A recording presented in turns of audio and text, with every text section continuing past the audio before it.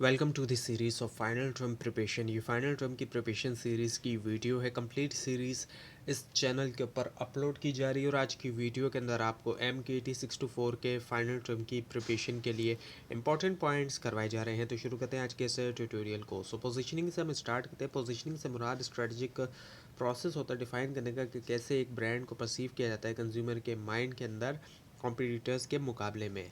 और governing principles जो हैं पोजीशनिंग की, उसके अगर हम बात करें उसके अंदर क्लैरिटी आ जाती है, कंसिस्टेंसी आती है, डिफ्रेंसीशन आती है। क्लैरिटी के अंदर ये होता है कि मैसेज जो है वो सिंपल है और इजीली अंडरस्टूड है। उसके अंदर अवॉइड किया जाए एम्बिग्यूटी, यानी कि किसी भी तरह की अनक्लैरिटी ना हो जो कि कंफ्यूज कर सके कस्टमर्स को। और कंसिस्टेंसी की हम बात करते हैं तो उसमें मेंटेन किया जाए तमाम मैसेज, यानी कि एक ही मैसेज हो हर जगह जितने भी टच पॉइंट्स हैं। और डिफ्रेंसीशन की बात करें तो इसमें ये कि क्रिटिकल होता है ये स्टैंड आउट करने के लिए क्राउड मार्केट में कुछ अलग करें, और रिक्वायर करता है कि आइडेंटिफाई करना यूनिक एट्रीब्यूट्स जो कि रेजोनेट करें टारगेट ऑडियंस के साथ।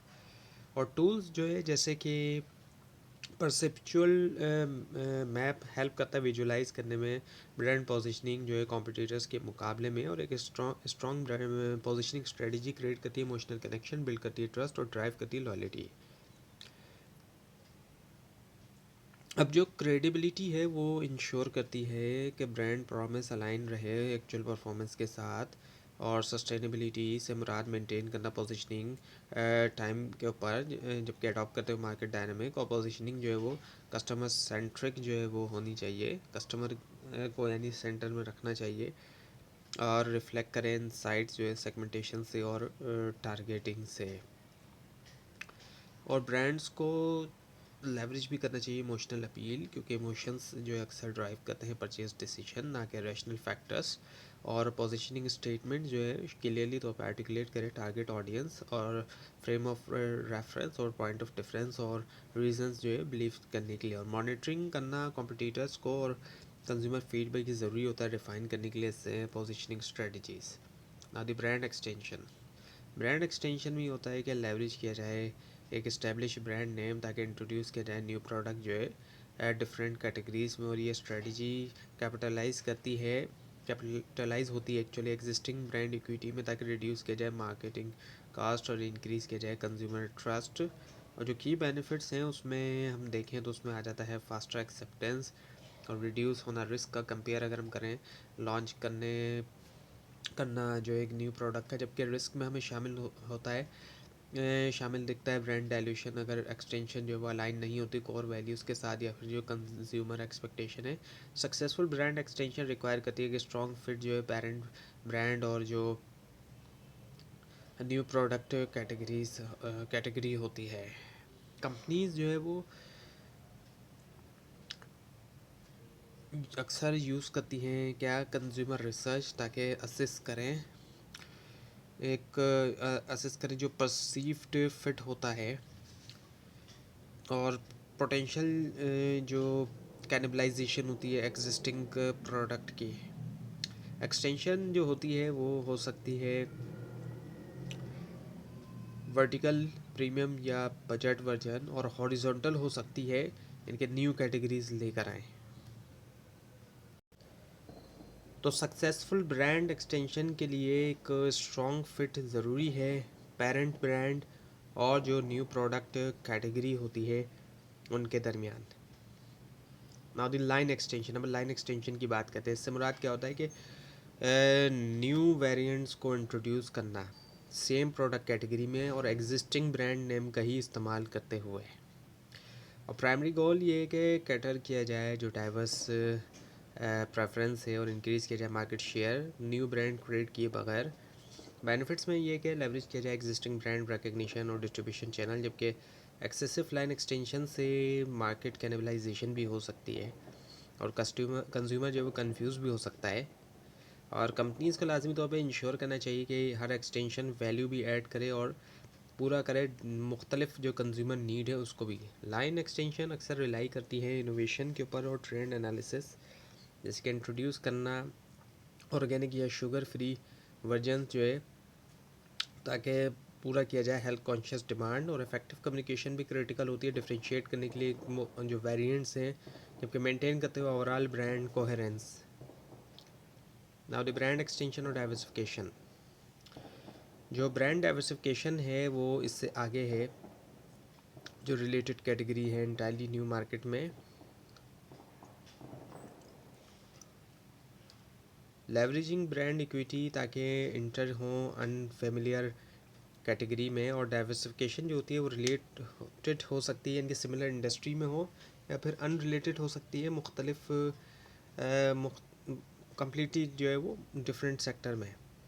एडवांटेज जो है उसमें शामिल है रिस्क स्प्रेडिंग और ग्रोथ अपॉर्चुनिटीज़, लेकिन चैलेंज में जो है वो आ जाता है मेंटेन करना ब्रांड कोहेरेंस और ऑपरेशनल एक्सपर्टीज़ जो है वो न्यू डोमेन में। स्ट्रेटेजिक डाइवर्सिफिकेशन रिक्वायर करता है थोड़ा मार्केट रिसर्च, रिसोर्स एलोकेशन और रिस्क असेसमेंट। कंपनीज अक्सर यूज़ करती हैं सब ब्रांड ताकि मैनेज करें आइडेंटिटी मुख्तलिफ जो डाइवर्स कैटेगरीज़ हैं उनमें। और फेलियर भी देखने में हमें आता है। तो सक्सेसफुल जो डाइवर्सिफिकेशन है वो कंज्यूमर के परसेप्शन के मुताबिक होती है, और ये डिमांड भी करती है रोबस्ट कम्युनिकेशन स्ट्रेटजीज, एजुकेट करने के लिए कंज्यूमर्स को न्यू ऑफरिंग्स के बारे में, और ट्रस्ट उनका ख़राब किए बगैर जो पेरेंट ब्रांड है उसके अंदर। Now the base of extension positioning. Positioning serve करती है फाउंडेशन के तौर पर ब्रांड एक्सटेंशन के लिए, इंश्योर करते हुए कंसिस्टेंसी ब्रांड आइडेंटिटी में तमाम कैटेगरीज़ में। और एक स्ट्रॉन्ग पोजीशनिंग स्ट्रेटजी क्लैरिफाई करते हैं ब्रांड की कोर वैल्यू, जो कि बनाती है ईजियर एवेल्यूट करने के लिए पोटेंशियल एक्सटेंशंस। और एक्सटेंशन जो है जो कि डेविएट होती है कोर पोजीशनिंग रिस्क से, कंफ्यूज कर रही है कंज्यूमर्स को, डाइल्यूट कर रही है ब्रांड इक्विटी। कंपनीज यूज़ करती है पोजीशनिंग फ्रेमवर्क असिस्ट करने के लिए फिट, और इसमें शामिल है एनालाइज करना कंज्यूमर परसेप्शन, कॉम्पिटिटिव लैंडस्केप और कैटेगरी रिलेवेंस। मेंटेन करना कोहेरेंस जो है मैसेजिंग और विजुअल आइडेंटिटी मुख्तलिफ एक्सटेंशंस पे री इन्फोर्स करता है ट्रस्ट और रिकग्निशन। और पोजीशनिंग इन्फ्लुएंस भी करती है प्राइसिंग, डिस्ट्रीब्यूशन और प्रमोशनल स्ट्रेटजीज़ जो न्यू ब्रांड के लिए। ब्रांड्स को लाजमी तौर पर कम्युनिकेट करना चाहिए कि कैसे एक्सटेंशन अलाइन होती है एग्जिस्टिंग वैल्यूज़ के साथ, जबकि ऑफ़र करते हुए मुख्तलिफ जो है वो benefits. Now the brand portfolio के अंदर तमाम ब्रांड्स आ जाती हैं जो एक कंपनी की मिल्कियत में होती हैं, और एक स्ट्रक्चर तरीके से ताकि मैक्सिमाइज़ किया जाए मार्केट कवरेज और मिनिमाइज़ किया जाए ओवरलैप। इफेक्टिव पोर्टफोलियो मैनेजमेंट में ये होता है बैलेंस करें फ्लैगशिप ब्रांड्स, निश ब्रांड्स और वैल्यू ब्रांड्स।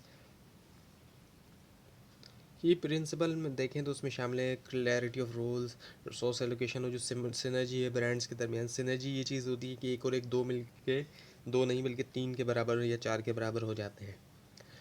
पोर्टफोलियो स्ट्रेटजीज़ में अक्सर शामिल होता है डिसीशंस जो है ब्रांड रिटेंशन पे, कंसोलिडेशन और रिटायरमेंट, जो कि बेस करता है परफॉर्मेंस मैट्रिक्स पे। कंपनीज यूज़ करती हैं पोर्टफोलियो मैपिंग टूल्स ताकि विजुलाइज करें पोजीशनिंग और आइडेंटिफाई करें गैप्स या फिर रिडंडेंसीज।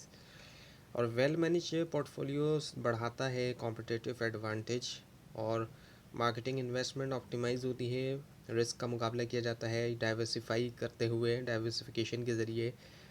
और चैलेंजेस में शामिल होता है कि मेंटेन करना इनकी मुख्तलिफ आइडेंटिटी, और स्ट्रैटेजिक पोर्टफोलियो मैनेजमेंट रिक्वायर करता है कंटिन्यूस जो इवैल्यूएशन होती है मार्केट ट्रेंड्स की, कंज्यूमर प्रेफरेंस और फाइनेंशियल परफॉर्मेंस की।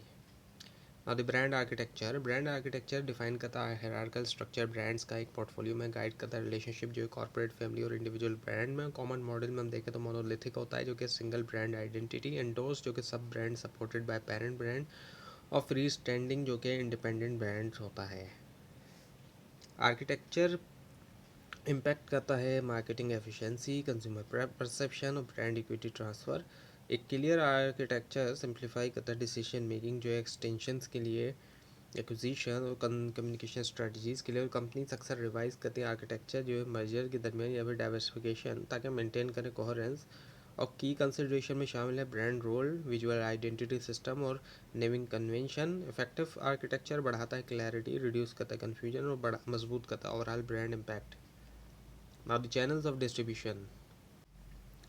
चैनल ऑफ डिस्ट्रीब्यूशन सिंपल चीज़ है कि वो रास्ता जिसके से प्रोडक्ट जो है वो कंज्यूमर तक पहुंचती है, प्रोड्यूसर से कंज्यूमर तक पहुंचती है। और इसमें डायरेक्ट भी हो सकता है, इनडायरेक्ट भी, और हाइब्रिड मॉडल भी होता है। डायरेक्ट में ही होता है कि डायरेक्टली जो है वो कंपनी यानी कि जो प्रोड्यूसर है वो बेच रहा है कंज्यूमर को, और वो अपने स्टोर के ज़रिए भी बेच सकता है या फिर ई कॉमर्स प्लेटफॉर्म के ज़रिए भी, अपनी वेबसाइट के ज़रिए भी वो डायरेक्ट सेल कर सकता है।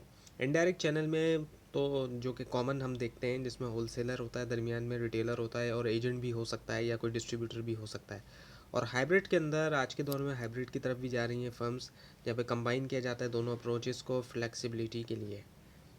यानी कि एक तरफ खुद डायरेक्ट भी सेल कर रही है कंपनी की, अपनी शॉप भी है या वेबसाइट भी हो, दूसरी तरफ होलसेलर और रिटेलर के ज़रिए भी ब्रांड जो है उसको सेल किया जा रहा है।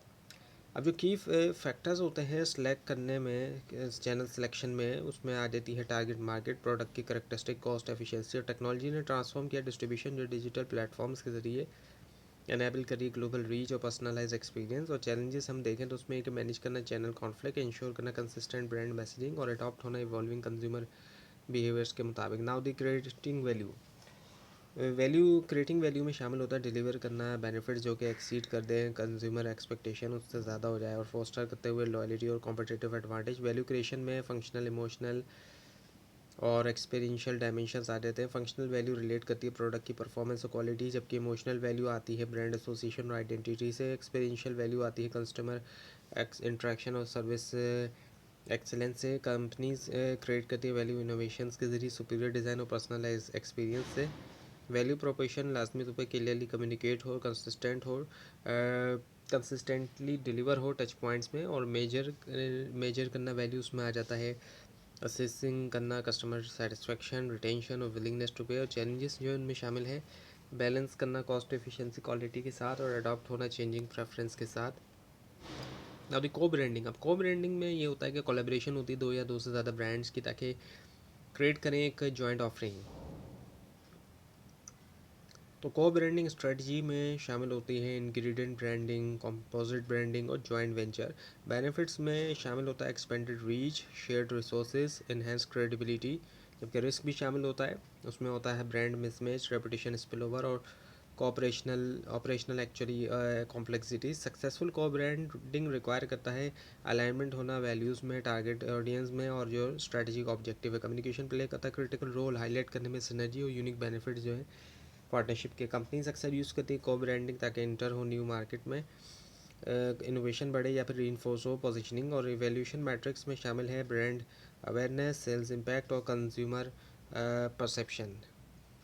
Now the customer response hierarchy, customer response hierarchy outline करती है स्टेजेस कंज्यूमर डिसीजन मेकिंग में। टिपिकली मॉडल जो है इसको किया जाता है एज अ आइडिया के तौर पे awareness, interest, desire and action. Awareness में शामिल होता है इनिशियल एक्सपोजर जो है ब्रांड के लिए एडवर्टाइजिंग के थ्रू या फिर जो वर्ड ऑफ माउथ होता है, और इंटरेस्ट डेवलप होता है एज अ कंज्यूमर जो कि तलाश करता है इन्फॉर्मेशन और इवेल्यूएट करता है ऑप्शन। डिज़ायर जो रिफ्लेक्ट करती है इमोशनल इंगेजमेंट और प्रेफरेंस फॉर्मेशन, जबकि एक्शन कल्मिनेट कर होता है परचेज में। और मॉडर्न मॉडल्स जो है वो इनकॉर्पोरेट करते हैं परचेज बिहेवियर, जिसमें शामिल है सेटिस्फेक्शन और एडवोकेसी। और अंडरस्टैंड करना इस हायरार्की को हेल्प करता है मार्केटर्स को कि डिज़ाइन करें कम्युनिकेशन स्ट्रेटजीज जो कि गाइड करता है कंज्यूमर को हर स्टेज के थ्रू।